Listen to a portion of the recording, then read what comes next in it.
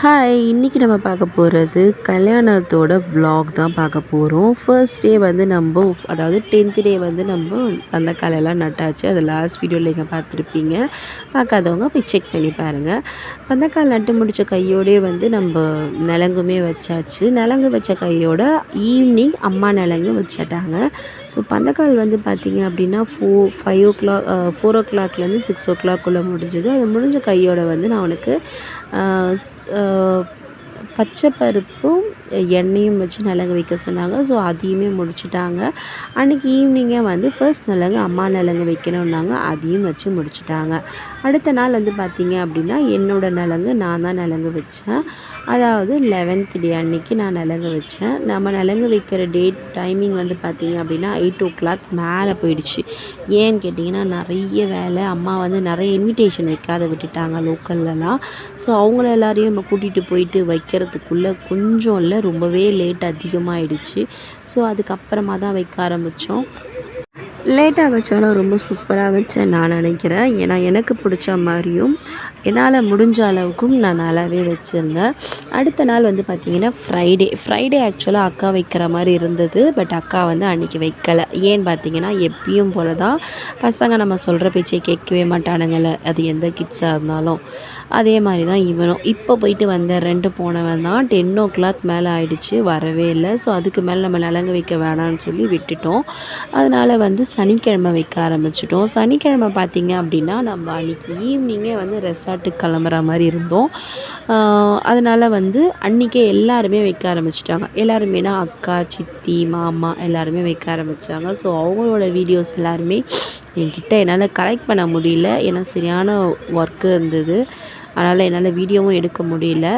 So 3 பேருமே வந்து அதே டைமில் வைக்க ஆரம்பிச்சிட்டாங்க. இதெல்லாம் வச்சு முடித்து நம்ம ஈவினிங்கே ரெசார்ட்டுக்கு கிளம்பிட்டோம். ஆக்சுவலாக பார்த்திங்க அப்படின்னா பொண்ணு வீட்டில் வந்து 6:30க்கெலாம் வந்துட்டாங்க. பட் நம்ம வீட்டிலேருந்து கிளம்புறதுக்கே 8:00 மேலே ஆகிடுச்சு. ஏன்னா நம்ம வீட்லேயுமே நிறைய ரிலேஷன்ஸ் இருந்தாங்க. அது மட்டும் இல்லாத 3 பேரும் ஒன்றா நலங்கு வச்சுட்டாங்க, 1 பை 1. ஸோ அவங்க எல்லாரையுமே நம்ம வந்து திருப்பி அனுப்பி வைக்கணும். அப்புறம் அந்த நலங்குக்கு வச்ச பொருள் எல்லாத்தையும் நம்ம எடுத்து வைக்கணும்.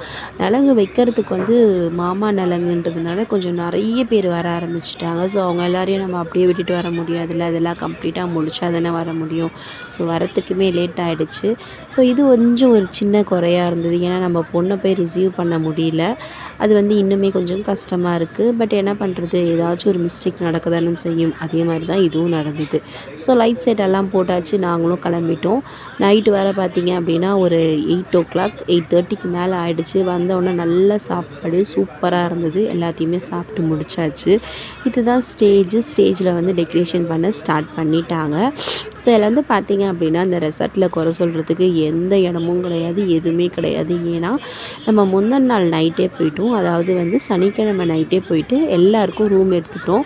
ஸோ பொண்ணு வீட்டுக்கும் பையன் வீட்டுக்கும் எல்லாத்துக்கும் ரூம் எடுத்து ஆளாளுக்கு ஒரு ரூம் கொடுத்தாச்சு. ரூமுமே வந்து பார்த்திங்க அப்படின்னா பர்ஃபெக்டாக இருந்தது. நைட்டு வந்து அவங்களே டின்னர் கொடுத்துட்டாங்க.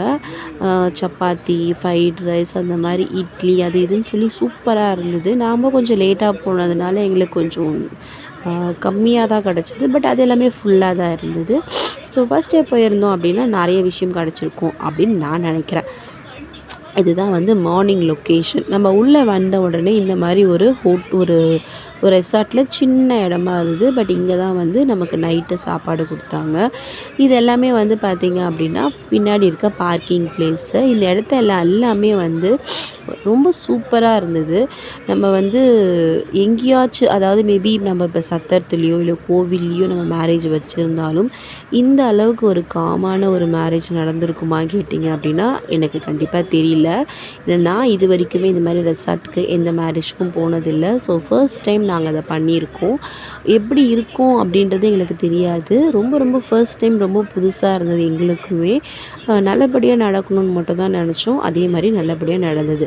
இதுதான் ஸ்டேஜு. ஆக்சுவலாக வந்து பார்த்திங்க அப்படின்னா இந்த வீடியோஸ் வந்து நாங்கள் ஃபர்ஸ்ட் வந்து ஓகே பண்ணுறதுக்காக போயிருந்தோம் இல்லையா, அப்போ எடுத்த வீடியோ தான். நம்ம மார்னிங் வந்து டெக்கரேஷன் எல்லாம் பண்ணும்போது நான் நெக்ஸ்ட்டு கல்யாண வீடியோவில் உங்களுக்கு எல்லாத்தையுமே போட்டுடுறேன்.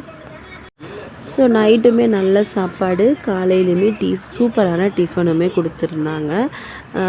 இந்த மாதிரி யாருக்காவது ஐடியா இருந்துச்சு அப்படின்னா நீங்கள் எனக்கு கமெண்டில் சொல்லுங்கள். நான் இந்த பிளேஸோட லிங்க்கும் உங்களுக்கு கண்டிப்பாக ஷேர் பண்ணுறேன். ஏன்னா வந்து ரொம்ப ரொம்ப ரொம்ப ரொம்ப சூப்பரான பிளேஸு. நமக்கு வந்து ஒரு நாள் முன்னாடி போனாலும் சரி, இல்லை மேரேஜ் அன்றைக்கே வைக்கிற மாதிரி இருந்தாலும் சரி, எல்லாத்துக்குமே ஃபுட் அவங்களே அலோவ் பண்ணிடுறாங்க. அதாவது அவங்களே நமக்கு ப்ரிப்பேர் பண்ணி கொடுத்துருவாங்க. நம்ம வெளியே இருந்தெல்லாம் ஃபுட் எடுத்துகிட்டு போக முடியாது.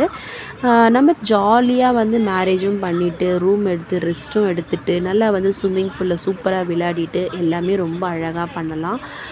ஆக்சுவலாக வந்து பார்த்திங்க அப்படின்னா எங்களோட எக்ஸ்பெக்டேஷன் வந்து ரொம்ப அதிகமாக இருந்தது. என்னென்னு பார்த்தீங்கன்னா எங்கள் வீட்டில் நடக்கிற கடைசி மேரேஜ் இது. ஏன்னா எங்களோட கடைசி தம்பி இவன் தான். எங்களுக்கு வந்து ஒரு சித்தி பையன் இருக்காங்க. அவங்களோட மேரேஜ் வீடியோஸும் நீங்கள் பார்த்துருப்பீங்க. அவனது வந்து ரொம்ப குயிக்காக முடிஞ்சதுனால எங்களால் வந்து நிறைய பிளான் பண்ணவே முடியல. ஏன்னா வந்து 1 மந்த்லேயே அது எல்லாத்தையுமே குயிக்காக முடிச்சிட்டாங்க கல்யாணத்தை. ஸோ அதனால் வந்து அவனோட விஷயத்தில் வந்து நம்மளால் இது பண்ணணும் அப்படின்னு சொல்லி எக்ஸ்பெக்டேஷன் வைக்கவே முடியல. பட் ஈவன் வந்து பார்த்திங்க அப்படின்னா ஒரு என்கேஜ்மெண்ட் முடிஞ்சு ஒரு 6 மந்த் டைம் இருந்தது. நம்ம வந்து நிறைய ட்ரெஸ் கோட் போடலாம், அப்படி பண்ணலாம் இப்படி பண்ணலாம் அப்படின்ற மாதிரி ஐடியாலாம் இருந்தது. ஸோ இது எதுவுமே எங்களால் பண்ண முடியல. ஏன்னு பார்த்தீங்க அப்படின்னா அதாவது என்னையும் என் அக்காவையும் பார்த்தீங்க அப்படின்னா நாங்கள் வந்து எங்களுக்காக நாங்கள் நிறைய எதுவுமே பண்ணிக்கினதில்லை. மோஸ்ட்லி எங்களோட மேரேஜே வந்து பார்த்திங்க அப்படின்னா கூட அது கூட ரொம்ப பெருசாக கிராண்டாக ரொம்ப அழகாக அப்படிலாம் இல்லை. ஏதோ ஒரு சின்ன ஒரு சூழ்நிலையினால் மேரேஜ் ஆகும் இல்லையா, அந்த மாதிரி தான் ஆச்சு. அதனால் வந்து எங்களால் அதுலேயுமே ரொம்ப இம்பார்ட்டன்ஸ் தர முடியல. ஸோ அந்த ஆசையெல்லாம் நம்ம இதில் தீர்த்துக்கலாம் அப்படின்ற மாதிரி தான் நம்ம நினச்சிருந்தோம். என்ன தான் வந்து எல்லாரையுமே தங்கச்சி, அக்கா, தம்பின்னு சொன்னாலும் நம்மளோட சொந்த தம்பி அப்படின்னும்போது அவங்கக்கிட்ட தான் நம்ம எக்ஸ்பெக்டேஷன் அதிகமாக வைக்க முடியும். ஸோ அப்படி தான் நம்ம வச்சோம். பட் அதுலேயுமே நமக்கு வந்து கிளிக் ஆகலை. ஏன்னா எல்லாருமே ஒன்று அப்படின்னு தான் நம்ம நினச்சி எல்லாரையும் ஒன்றா கூப்பிட்டோம் ட்ரெஸ் கோட் போட சொல்லி. பட் யாருமே வந்து மிங்கிள் ஆகலை. ஏன்னா நிறைய தேடி பார்த்தோம். யாரும் செட் ஆகலை. ஸோ கடைசி நேரத்தில் கிடச்சா போதும்டா அப்படின்ற மாதிரி ஏதோ ஒன்று எடுத்துகிட்டு வந்துட்டோம். ஸோ எல்லாருக்கும் பிடிச்சிருந்தது. பட் என்ன கேட்டிங்க அப்படின்னா ஓகே தான் நான் சொல்லுவேன்.